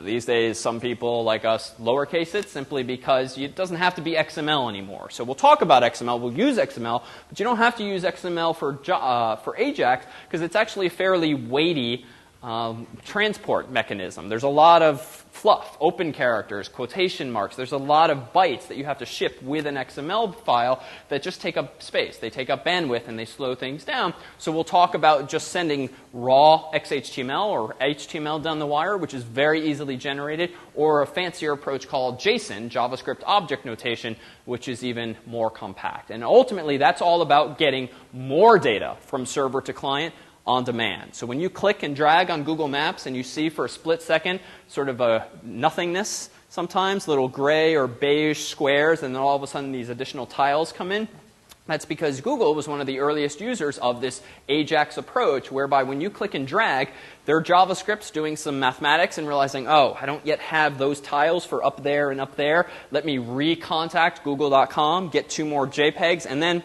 plop them into the div or whatever it is that represents that map there. So we'll be able to do stuff like this. We'll talk at term's end then very specifically about security stuff. What do you need to be mindful of? What are some very common attacks? What are very likely attacks? And then also talk at term's end about scalability. So how do you design with not just a few dozen or a few hundred users in mind, but a few thousand, all of which might need something at some particular point in time. And it's ideal if your website not go down cyclically just because your traffic is itself cyclical. So we'll talk about good design techniques for that. So what are the projects? Well, Project 0 is very low-key, and you have a bunch of time for that, but that's only because we need time to really present you with enough background with it to really hit the ground running with Project 1. So Project 0 will have you answer some setup questions, fill out a survey, buy a domain name, set up your DNS, but you will be very methodically walk through these steps in the course's PDF, which again will be posted by morning. Project 1 is the first real project, so to speak. Pizza ML, markup language, whereby we will present you with a PDF of a local pizzeria's menu. They sell subs, they sell pizza and salad, but they don't yet have an online ordering system. And the owner of this shop would really like your hand, him being a buddy of yours, and so you're that person who always gets tapped on the shoulder when something technical is needed. So you're going to need to implement a website ordering system for that pizza shop. But the catch is it's got to be simple. This is not a technical guy. He's not going to know how to manage a MySQL database, and you kind of want to wash your hands of this project as soon as it's done so that he can help himself changing prices and adding items, removing items. So the approach you'll be asked to take is to model this menu as a database, but in XML format. Because the guy at least is going to be comfortable enough with like Microsoft Notepad or Mac's text edit program. He can at least do those kinds of edits, very low overhead, and you then don't have to be involved. So you'll need to be able to empower users to add items to a shopping cart, specify little notations or customizations potentially, check out. You'll need to send them a receipt via email, and ultimately simulate the process of ordering. So that'll be Project 1. Project 2 is about implementing CS75 Finance. So you will actually write code that interfaces in real time via HTTP with Yahoo Finance. You'll get nearly real-time stock quote prices for any real-world and publicly traded companies, and you're going to have to empower users to create an account, get $10,000 of virtual cash, and then they need to be able to trade stocks. You need to be able to give them quotes on stocks when they ask for them. You need to be able to let them buy shares of stocks, sell shares of stocks, tell them the current value of their portfolio, and we'll try to turn it into a bit of a competition whereby we'll rank, if you opt in, your own personal profile. We'll give all of you 10,000 virtual dollars to play with the course's implementation of the project so that you can see. And this was not a good fall to do this in when the course, or a good spring to do this project in, since everyone's portfolio is really kind of tanked. Except for, ironically, the completely bogus penny stock that I bought in our version based literally on a piece of spam I got. I actually did very well. But none of us ended up cashing out very well. But you'll ultimately implement a website much like E-Trade or the like. And finally, Project 3 will ride this wave of buzzwords, mashups. And you'll implement your own mashup using Google Maps and Google News, whereby we will hook into Google News' RSS feeds, which, as you'll see, is itself XML-based. You'll pull that data in so that when a user visits a particular portion of the United States using Google Maps, they'll see little markers for all of the largest cities within view. Click a marker, and your code will go talk to Google News, say, give me the latest articles for Cambridge, Mass., for Somerville, Mass., for Beverly Hills, and then show in a little Google balloon window links to each of those current events and those actual news articles. And that will involve a lot of client-side code. And then finally, there's the final project. In the last few weeks of the course, this is when we turn the reins over to you, ask you to propose a project that's manageable within the remaining several weeks of the course, and implement something yourself that applies the course's lessons that you would find fun, that you would find useful, and that ultimately wraps up the course. And at course's end, what we'll do, with all 100-plus students in the course, even those who are distant, if you can travel to campus, will have the 3rd annual Computer Science Fair. This will be joint with Computer Science E7, which is actually Dan Armendariz', the head teaching fellow for this course. His own course, which is being taught right now, which is why he's not here, he teaches a digital photography course. So just as his students will be creating very beautiful works of art using digital photography, you'll be creating very beautiful work or very functional works of art using PHP and JavaScript and SQL, and we'll all get together in the computer science building, bring in laptops, and exhibit final projects to the group, mingle, say hello, eat some cake, and ultimately wrap up the course in a very social way. So that'll be happening later in December. Any questions about the course's projects? No? Okay, so just in terms of resources, realize that the course has no required books, but we do recommend one of 2 sets, so to speak. So you can find these at the Coop, as well as in Grossman Library, and much more expensively, certainly than the former, on Amazon.com and the like. If you are among those less comfortable, shall we say, who are coming into the course feeling a little unsure, you should be coming back in 2 weeks' time, well, these books are really very user-friendly. So they're very technical, and they'll certainly help you learn how to program in these various languages and technologies, but they kind of do it in a very, very nice user-friendly way and make few assumptions as to your own background. But if you're coming at the course where you kind of don't need your hand held when it comes to what XHTML and CSS are, this is also a nice set of books. And all of the ISBNs and such are in the course's syllabus for these. These are sort of more reference books that those of you who like having a little book by your side realize that these are books that in our experience we have liked. I should caution that one of the books on the previous slide is now out of print, but it's still available on Amazon.com, and frankly just getting used versions of most of these is probably sufficient. With that said, Google is a wonderful place to start, though, for resources. There's no reason to buy books for this course, and even we on the course's website's resource page will point you toward any number of resources that we recommend for various languages and techniques and such. So you'll find that most everything is available to you there. CS75.net is the domain name that we bought for the course. You will find links on this site to lecture videos, MP3 files thereof, to PDFs of lecture slides, PDFs of projects. There will ultimately be a bulletin board link. So once you have submitted Project 0, which again will be posted tomorrow and be due a few weeks later, once you've submitted that, we will give you an account on cs75.net that will let you log into the website, which you don't need for much. Almost everything is publicly accessible, but when it comes time to check grades, you'll need to authenticate. When it comes time to log into the bulletin board, you'll need to log in. And the bulletin board will be meant for Q&A, back and forth with the staff and also with fellow students. We'll ask, and we specify in the syllabus that you not cross the line of sharing, say, actual code with other students, but rather keep things a little more abstract, or at least just snippets of code if you're having a very specific problem. But it's a great place for chatter among students, chatter between staff and students, and to get questions answered that are not, say, here's my 30 lines of code, I can't find my bug. That's where help@cs75.net, the email address, should be used instead. So you will see a number of resources there. In fact, also on the course's website will you find ultimately a link called Virtual Terminal Room. So even for those of you local or those of you playing along afar, we have used this web conferencing software that I alluded to before that Andrew will, yes, use for sections, but it's also sort of think of it like tech support for Dell, but for academia. You can log into this Java-based software from any browser, any operating system. It gives you a glorified chat room. But what's nice about this is that we, the staff, log in as moderators. And what this means is we can ask for your permission to share control of your mouse and your screen so we can actually see in vivo what problem you're having, say, on your terminal window or on your actual computer screen. Where are you going to be developing your code? So now this is when I can roll back to before Sid came in. So how are you going to be accessing cs75.net? So cs75.net is effectively going to be your web host. And to be clear, after you exit this course, we probably won't continue to be your web host unless you retake this course in perpetuity. And so there's going to be some third parties you'll probably want to turn to. Google web hosts tonight, and you'll see a ridiculous number of options. Anyone and everyone with a server these days can be a web host. It's that easy, but you get what you pay for. So for a while, I was paying $2 a year for a web host. Very often went down, surprisingly. But I did it for just a silly vanity domain name and to see what it was like. It probably was some guy in a basement with like an old 486 computer that he didn't have any other use for, but he had an IP address.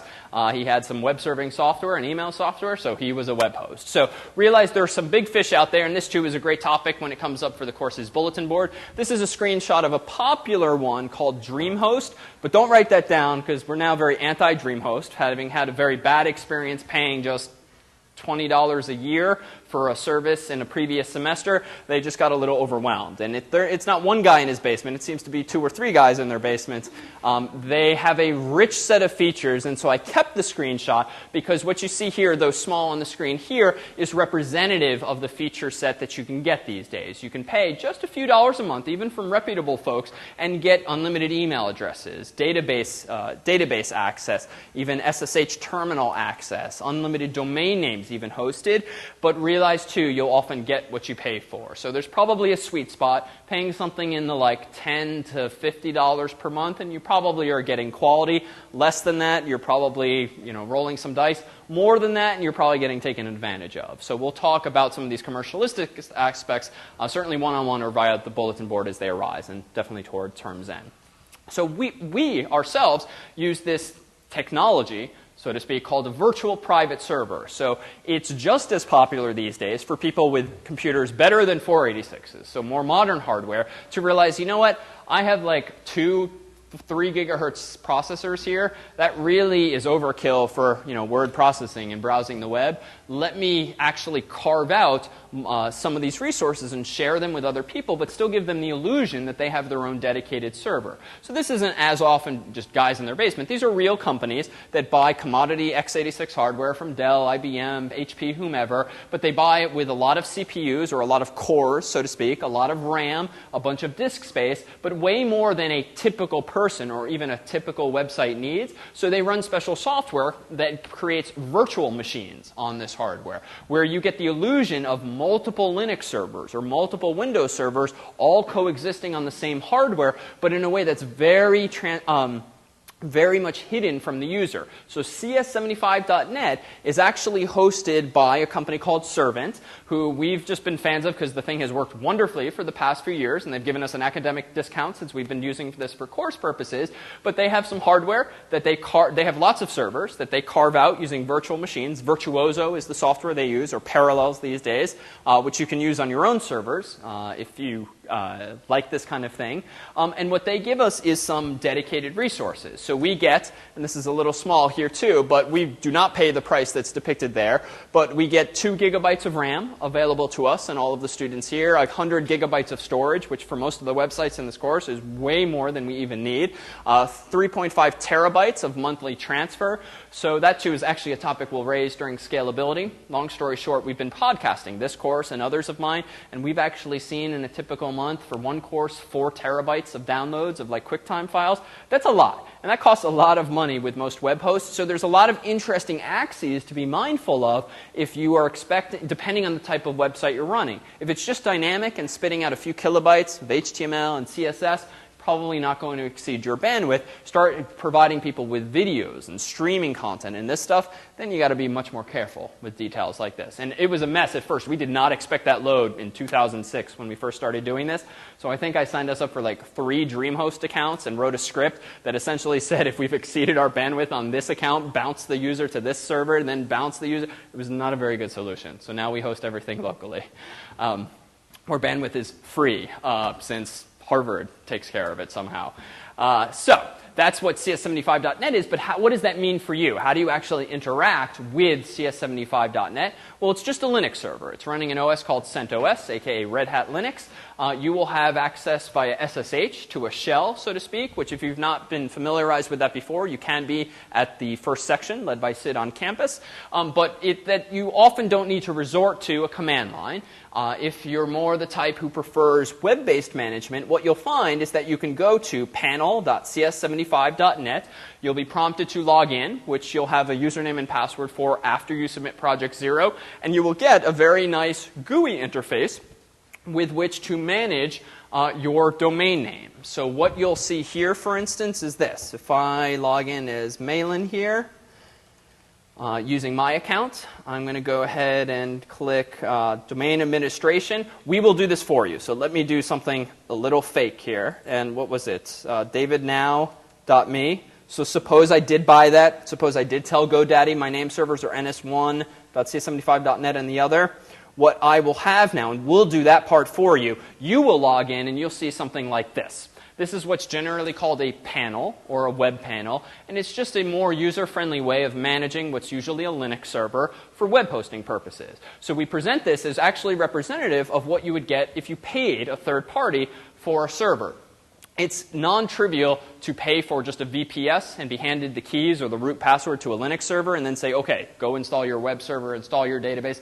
There's a lot to that, even for technophiles these days. But what's nice about most web hosting companies, including our own server, is that you make those basic processes like adding DNS records and creating new websites and creating new databases just much easier. Click a few links, type some keys, hit enter, done. So that's what this is. It's about simplifying the process of managing a server. So the panel we use is called Direct Admin. It is not freely available for commercial use, but frankly, it is, in my experience, the best out there. The alternatives, and unfortunately the more popular alternatives for note-taking purposes, are called cPanel, C-P-A-N-E-L. That's probably the most popular, followed by Plesk, P-L-E-S-K.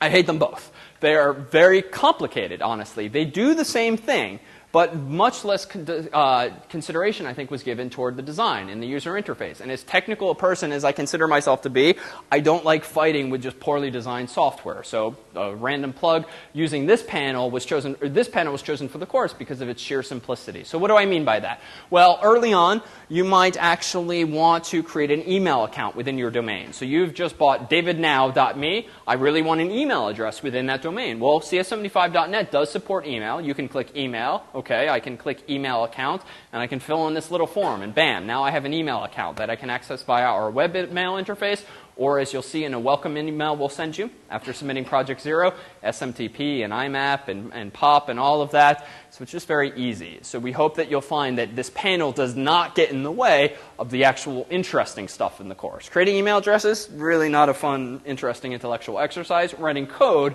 more interesting. So this kind of lets you get the job done without getting in your way. So this is something you'll use occasionally, but typically just at the start of a project to create something that then works in perpetuity thereafter, like a database. So more on that in the projects to come. How can you access your account? Well, if you're familiar, you can SSH to cs75.net, and once you have an account, username and password, you'll get a blinking prompt, and you can do some stuff there. What does that mean? Well, you can write your code at the command line using Emacs or Nano or Vim or any of the tools that are installed. You can upload files to your account. And these are various popular SSH Linux commands. You can SFTP stuff to your account, and this too we'll cover in section if need be. Secure file transfer protocol. If you want some silly image on your website, that's fine. Just click and drag it using an SFTP client. Freely available programs exist. We'll talk about those in sections. Long story short, it's a server, cs75.net. All of your domains will ultimately live on this server. When you develop a project, you can write it anywhere, including on your own laptop, workstation, wherever, but you eventually have to upload your code and make sure that it runs on cs75.net for a couple of reasons. One, then we have access to it. Two, we know that it works within our particular framework, which is very standard, but this way it certainly simplifies the process of looking at 100+ people's code all at once. And two, it's very representative of a real-world process. Develop anywhere you want. Make sure you're writing portable code that you can click and drag and upload elsewhere, and it will also work in that environment as well. So with this said, if you're coming at the course with less of a background in or interest in a Linux environment, that's fine. What you need to do on cs75.net is very minimalist. Really just making sure your files get up there and you make sure it's working is really all you need to do, and you'll need to run a command to submit your file so we know when to look at your code. But if you just are the type of person who really likes your own local system, you don't really want to SSH all the time because it's not as high performing. You want to do everything locally. Everything we do in this course uses software that's freely available. So Apache is going to be the web server. PHP itself is free. What's the M in LAMP is MySQL. That too is free, and all of this can be done on your own computer. It's a little annoying, though, to have to download the L, the A, the M, the P, and all of that. So fortunately, there exist some packages that let you download all of these things at once. One of them is called XAMPP. One of them is called WAMP. We'll point you at this on the course's website. But what we will also do this semester for the first time is allow you, probably for Project 1 onward, to download your own virtual machine. So just as people are using virtual machines on servers to give lots of people the illusion of multiple servers, so are people like us using virtual machines to create the illusion on your own Mac or PC that you're running Linux. So for years, I toyed with like dual booting. You might be familiar with Boot Camp on a Mac or just dual booting on a PC. It's really annoying, frankly. Like you have to reboot your whole computer just to change your operating system. I used to do this I used to always have two S's installed. I always used to use this one or this one. Like it never rebooted. What virtual machines are letting people do is run two operating systems at once, whereby you run Mac OS or you run Windows, but in the window on your own OS, you run Linux or Windows. Can't do Mac for licensing and technical reasons often, but what we'll do is provide you with freely available software. It's made by Sun Microsystems called VirtualBox. We'll put together a little Linux image that you can then download to your own computer, and then if you want, you will have your own sort of sandbox environment configured almost identically to CS75.net. But it's local. You can take it with you when the course ends. Your domain name is not going to point to your own laptop. At the end of the day, it still needs to be moved to cs75.net, but it will give you this little development environment that's identical to the course's setup that works offline. You don't need internet access, and so we think it'll be both useful and also a fun technology to play with. So most recently, I'll confess up that I use this virtual machine technology because I have a little MacBook Air here, but I was going on a really long flight, and my sister had just given me for like my birthday the King's Quest game from like 1988 or something like that. So I love this game. It was like the first game I played as a kid, and I really wanted to play it again, but it's for Windows only. Frankly, it was for DOS only back in the day, and it actually comes with a DOS emulator these days, but I really wanted to play it on this flight. So I downloaded VirtualBox, which is, again, this free VM software. I installed Windows inside of it, and like a real geek sitting there on an airplane, not only was I using my laptop, I was using my Mac to run Windows, to run DOS, and play King's Quest, which is like one of those 4-bit games where the secret thing you need to find is just a single blemished pixel on the screen, and oh, I got the carrot. It's a great game, though, nonetheless.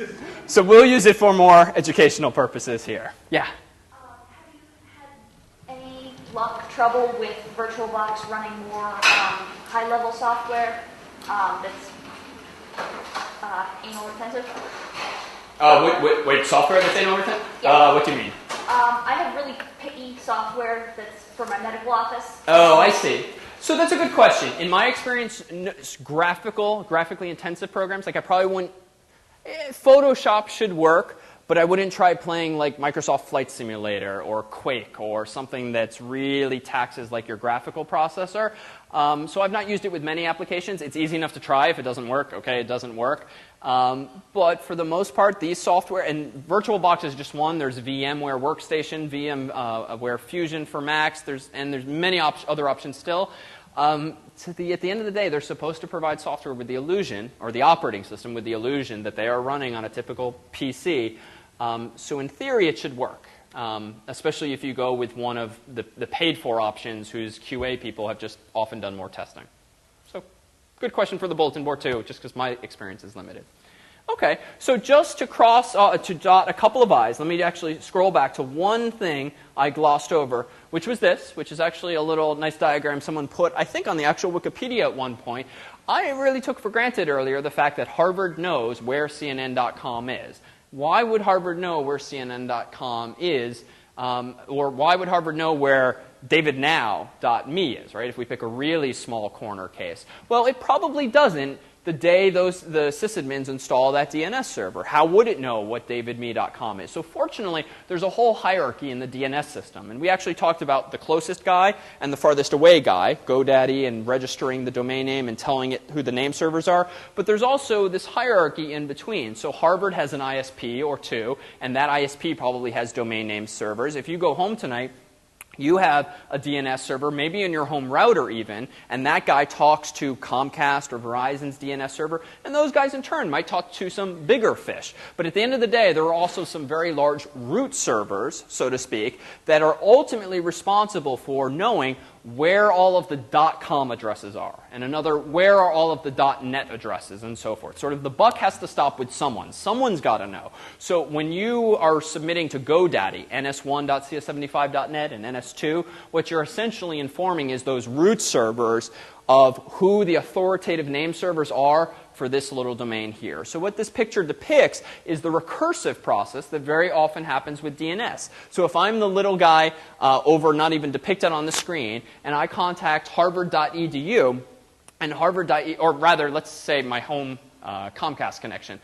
Well, okay, we'll pick Harvard. Doesn't matter in the story. So Harvard's DNS server just has never heard of davidnow.com. Or in this case, I've never heard of www.wikipedia.org. Well, fortunately, Harvard's server has been programmed, in worst cases, to at least contact the root servers. And the root servers will tell Harvard whom to ask next for the answer to the question, what's the IP of wikipedia.org? In this picture here, that root name server says, you know what, try 204.74.112.1. Well, whatever.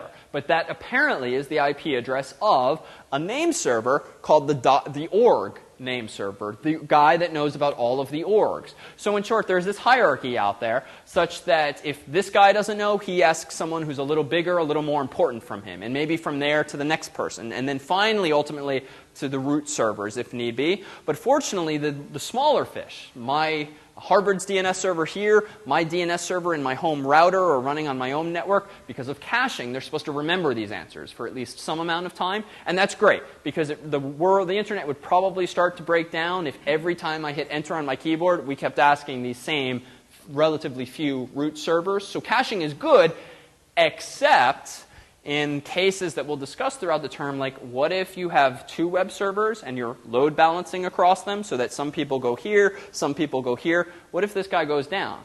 And what if the guys who've been going here have cached the IP address of this server, not this server? Well, you get dead ends. What if you want to change your IP address because you're moving offices, you're moving ISPs? Well, then you're going to have two dead ends. So DNS is wonderfully flexible, but it really can bite you when you want to do something like take down a server, or it goes down unintentionally, or you want to move around. So we'll talk about those technical things too. So that's a good question. Ironically, I would turn to Wikipedia for some of these answers. In the case of, in most of the fish in the story I told would be Harvard pays for theirs and Comcast and Verizon for theirs. The top level, to be honest, financially, same answer as before. I'm not quite sure with some of the financing of it, to be honest. So the main backbone providers to the... You can't... If you're going to provide a pipe, then you have to provide access to it. I don't remember all the details. But yeah, so I too. I'll try to do my homework, though. If you buy a big pipe from AT&T, for example, then you have to, part of the price of having a T1 is that you probably buy the service. This is what a hand wave is. Oh, sure. No. And so fortunately, I have 2 weeks where I can come back, sound even more intelligent, and answer that even more effectively next semester. So, yeah. Like on my router, it has this thing where you go to dlink.com with a dynamic DNS. Mm-hmm. How do you use that? Sure. So a little tangential, but very easily answered. There's this thing called DDNS, or dynamic DNS, which essentially means this. You go to dyndns.org. They're a very popular one that even I use, DYNDNS, and there's many other people like this. You get a host name like david.dyndns.org, which I don't really care about. I'm not going to advertise that as my URL, but I, for instance, like to SSH to my home server sometimes, or to use remote desktop to connect to a Windows machine and things like this. But my IP address from Comcast or whomever can change, even though it doesn't often. So I could just remember my IP address, but occasionally, damn, it's going to change when I'm out and then dead end, because it's leading to some other customer's computer. So what dynamic DNS services do is essentially you install a little program on a home computer. It periodically polls the company you're using, and it says, hey, my IP address is 1.2.3.4. hey, now it's 1.2.3.5. And when I then try to connect to david.dinedns.org, the DNS server involved is theirs. I am then informed of my latest IP address so that I can always find my home. And I actually use this myself for my Slingbox, this device that lets you stream TV and TiVo on the internet. I really would be annoyed if I couldn't watch my TV show on the road just because Comcast changed my IP. So there's some fun solutions to this, too. You could run a whole server that way, but there are more robust solutions since there can be caching issues there, and also it takes time sometimes for these updates to propagate. So we'll discuss more robust solutions over time, or certainly can. All right, so where are we going? So HTTP, Hypertext Transfer Protocol, is the language, the protocol, that web browsers and web servers speak. And this is something you'll get much more familiar with in the course, especially as you start sniffing your own traffic between web browser and web server. So what do I mean by this? Well, thus far tonight we talked about this virtual envelope and a request going from here to CNN.com or 1.2.3.4. But what was inside of that envelope? Well, casually, it's just a request. Give me your home page. But what does that really mean? Well, really, it's something a little more technical, like get, in all caps. What do I want to get? I want to get /index.html.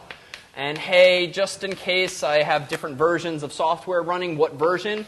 Well, I'm going to request this via HTTP/1.0. So what's inside that envelope? Literally a string that pretty much boils down to just that. Now, how can I convince you of this? Well, again, one of the wonderful uses of Firefox, at least in this context, is another free plugin. All of these are linked on the course's software page on the website called Live HTTP Headers.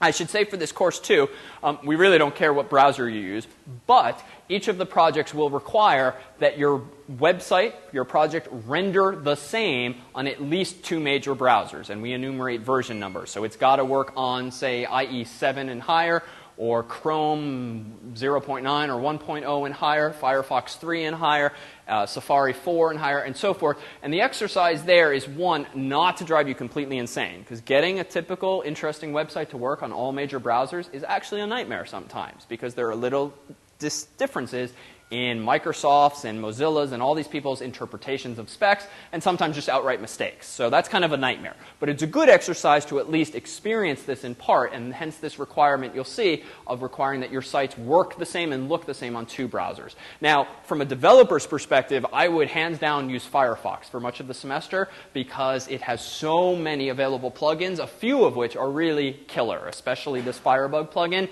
Safari and WebKit, or Chrome in term, are getting better as well. But you'll often see me using Firefox, not because we care, but because it's so useful. So, and all of this, again, is free. So this little window, as you might see here, is going to let me sniff some of my own HTTP traffic. So not TCP IP traffic. We're higher level tonight. So what if I go ahead, I'm going to make this window off to the side, but I'm going to go to CNN, let's see, www.cnn.com. And I don't care about the news. I'm just going to watch this window here. So we got a little DNS name resolution slowness going on. That's just a Harvard thing. But what just happened was I see now the headers for the website, the headers for the requests that just went across. And all that crap that's inside of CNN.com, I mean, what you're seeing is the request being made for every GIF, every JPEG, every Flash file, every CSS file, even the original index.html file. Now, this window will probably keep scrolling as AJAX is being used to get more data, so I'm actually going to close this window so that the scrolling stops. But I'm going to focus for tonight just on the first. What was the first request that ran across the wire? Well, it was this one here at top left. Inside that envelope was literally get / I didn't type out the default file name, so it was just get / HTTP / 1.1 in this case, slightly newer. Yeah. Is that also happening over HTTP, those initial requests? Good question. Short answer, no. What you see is HTTP. So everything we discussed prior is actually lower level and is done by a protocol called TCP and IP. So that's lower level, and you could sniff that with something called Wireshark or something similar in spirit. So what we've seen here is actually and again, I like to tell small white lies sometimes that we'll eventually fix in the interest of simplicity, but all this stuff that I've highlighted there's some other stuff that the browser sends back and forth. Some of it's interesting, some of it's not, and we'll tease it apart over the semester, but the juicy one are the 2 up top. Get / HTTP / 1.1, but then the line below it is kind of curious. Notice that the browser also sent sort of a very explicit mention of what? www.cnn.com. And this is actually a very good thing because, as promised earlier, there's 100 plus students in the course. All of your websites are going to live at our IP address. And if HTTP just said, get me the default homepage using this protocol, well, whose default homepage? Which of the 100 students in the course? So HTTP also supports, by way of this header, this feature of virtual hosting. Again, kind of a buzzword, but what it means is you can have multiple websites living at the same IP address so long as the browser sends a reminder as to what the URL originally was. So long as we've said CNN.com here, we'll get CNN's homepage. Now, CNN is big enough that they probably don't have like 100 students' websites running on the same servers. So in our context, when you pull up davidnow.me, same IP address, but it goes to my home directory and goes into my public HTML directory and gets those files. But if you go to dannow.me, it's going to go into Dan's folder and get that. And that's because of cooperation between HTTP here and Apache, the web server software, which actually knows to look for this field to figure out what directory's contents to actually serve up. So we will make significant use of this tool over the course of the semester, partly because it's interesting, but partly because it will show you what your own code is sending back and forth across the wire, whether from JavaScript or PHP. So XHTML.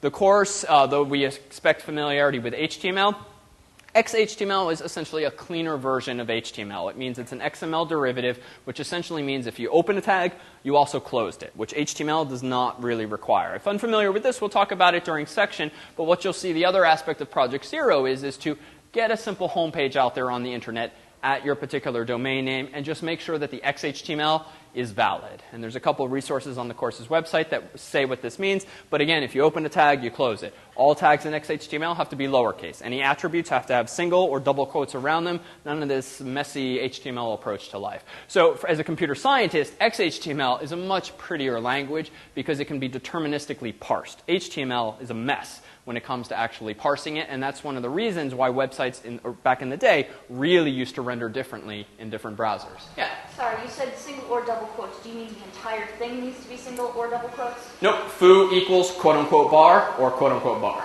And then the next tag also? Same pattern. Repeat. Okay, so the entire document needs to have single quotes, or the entire document needs to have double quotes? No. Only with respect to each attribute value pair.